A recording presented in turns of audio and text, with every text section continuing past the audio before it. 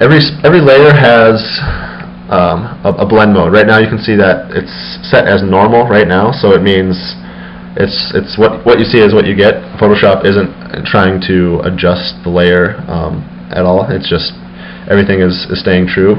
Right now, if I click on this little drop down arrow, you can see it brings up all these different blend modes. The only 2 to 4 that I really use a lot, I use them all, but the ones that I use most are definitely multiply and screen, I believe, is the opposite of it. What multiply is going to do is take everything that's within the layer, everything that's light colored or white colored is going to make it transparent. So if I click on multiply for the layer's blend mode, you can see that everything that was once white in this image is now transparent. You can basically see through it. If you do the opposite of that is screen, and it's everything that's black or dark gets made transparent. So you can see the white got brought back and the dark colors became transparent. I'm also going to make sure this happened again. We need to rasterize this layer. But I'm going to use multiply. I think the black looks good for this one. And I'm also going to duplicate this layer. I'm clicking and dragging on the layer and dragging it down on top of the new layer button, and that's how you can duplicate the layer. So it says untitled copy now. So there's 2 of them.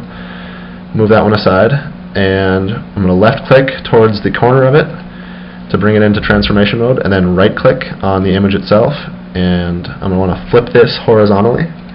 So it just flipped it over. And then I'm going to right click again and do distort.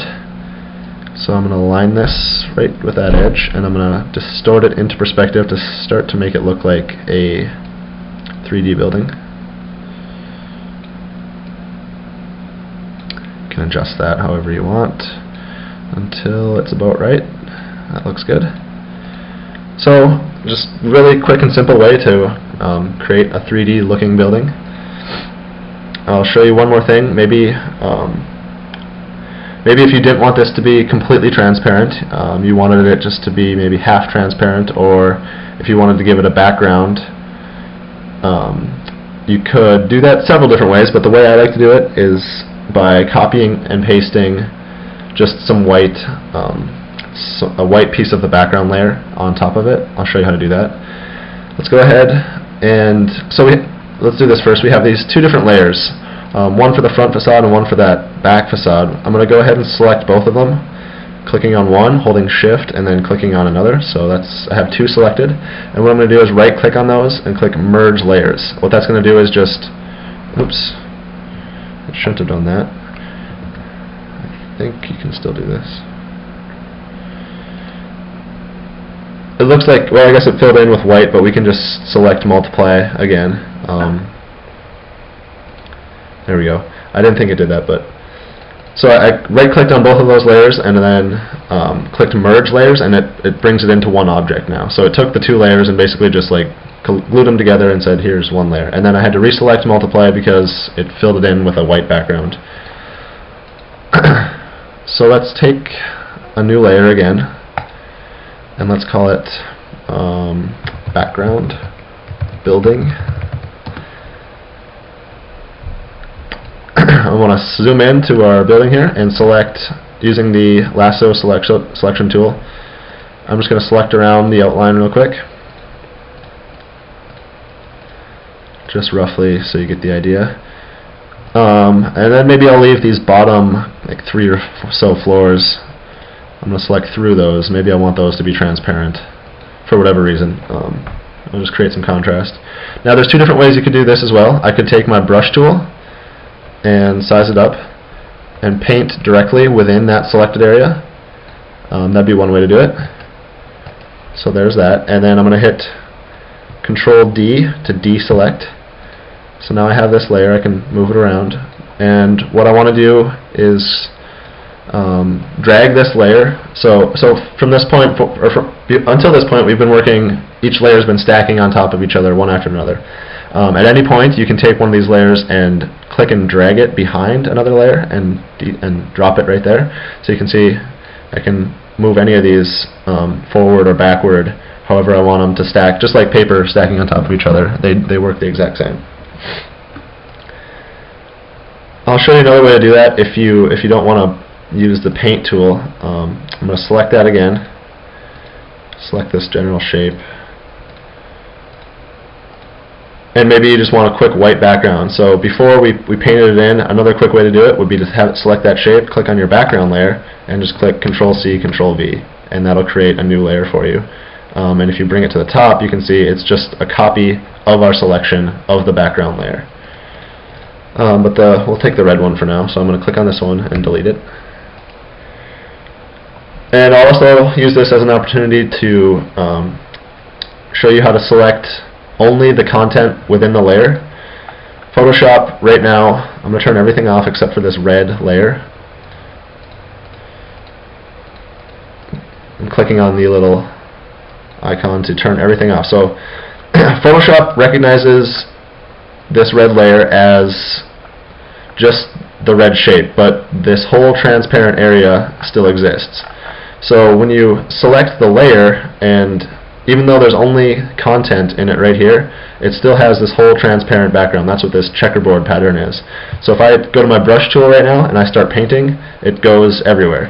And if I wanted to limit that if I wanted to limit my painting only to the red area, what you can do is Control-click on the layer thumbnail picture. So I'm holding Control and left-clicking on that little image of the layer, and as you can see, it selects everything that's been all the content in the layer. I'm going to hit Control-D to deselect that, so we have the whole layer selected again, and I'm painting everywhere. And now you'll see that if I leave that there and click on my layer thumbnail, it selects it. Now I have new content, so it selected all of this as well. But let's back up. I only want to paint right within that, so I'm going to Control-click on that, and I'm going to change the color to gray. That works. And maybe drop the opacity a little bit and just add some color right there. Give it sort of a fade.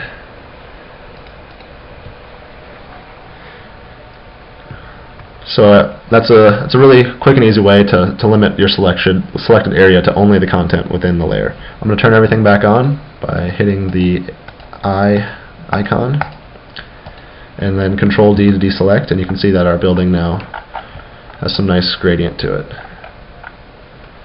So those are just a few tools. I'll show you a couple more quick ones here. If I wanted to make the color, let's say you don't like this color, you could just click Image, Adjustments, Black and White, and accept the defaults for now. And then maybe you want to do some brightness or contrast. That's a quick and easy one to do. Just Image, Adjustments, Brightness, Contrast with this layer selected, and you can use these sliders to brighten or darken and have it be lighter or darker values. There's a ton of different adjustments you can do. A lot of them are in image adjustments, and you can invert it or Control-I to flip the image from white to black, black to white. I won't go through many of those. You can kind of pick them up on your own. That was pretty much what I wanted to show. And then I think there's one more thing that'd be really helpful, and that's clipping masks or opacity masks, I guess you could call it. At any point, if I wanted to have some objects in the Photoshop sort of fade in or out, or what have you, you could do it a couple different ways. I could just start erasing. So let's say I didn't want this object. I'm going to use my little eraser right here, or hit E. Select a brush, and if you just click on it and swipe over it, you can start erasing it just like a pencil eraser. But what's wrong with that, I guess, is if you do that and then you move forward, you can never really go back to what you had before. So if I were to erase that, and then a couple hours down the road after working on this document, I say, shoot, I want that back. You can't always undo all the way back. So in order to preserve the actual image but still have it be fading in or out, or you can use masks to basically adjust the image without ruining the original. So in this case, we're going to create a opacity mask, and I'm going to click on the layer, drag it down to this little box with a circle, and you can see that just added a mask to it. and it doesn't do anything immediately, but I'll show you how to adjust it.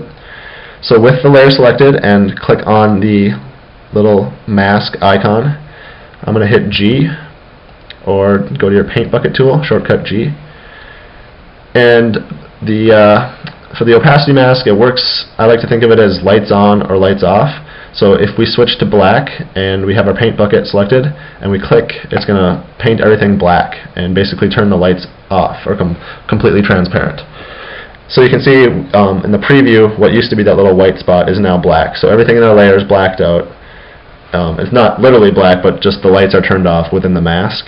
And then if we switch the color over to white, we can now bring or turn the lights on, hypothetically, into certain parts of our image. So if I were to use the brush tool and start painting white onto our opacity mask, you can see it starts to bring back our image. And if I paint it 100% solid white, it'll be exactly what we started off with.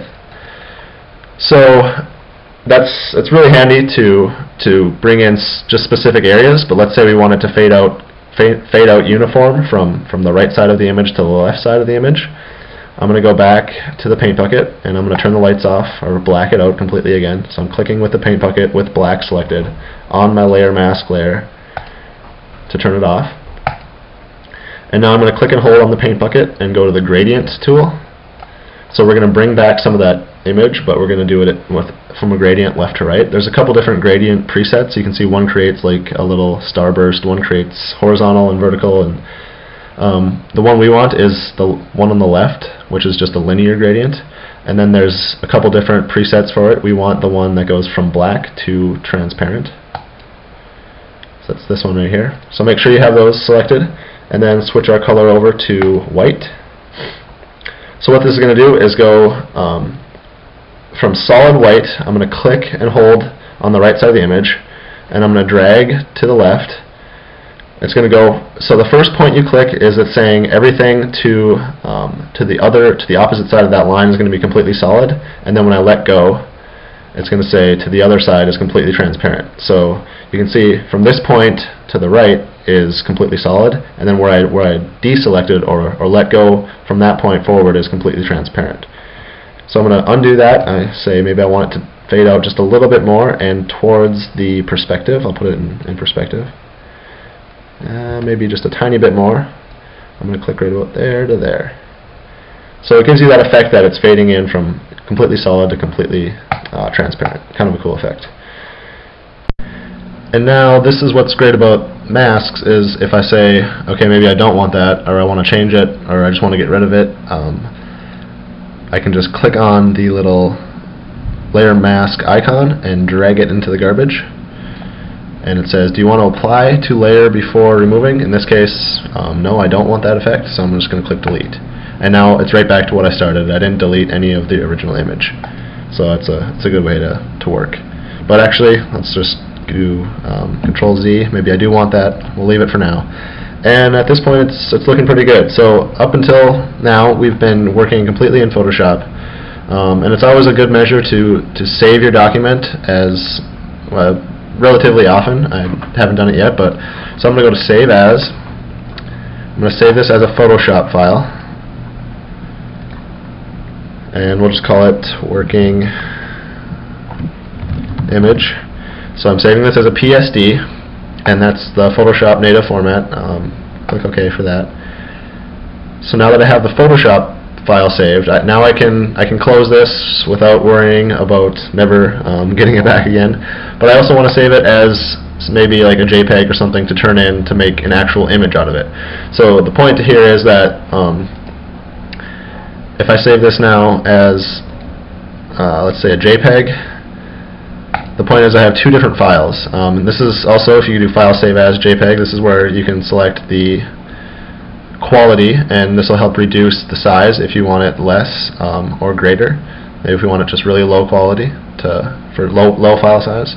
Click OK to accept that. You can see it flattens the image when you save as a JPEG. It compresses it all to one layer. So we now have, where I saved those, you can see here, I now have a Photoshop file. I saved that one as a PSD, and I have the JPEG file.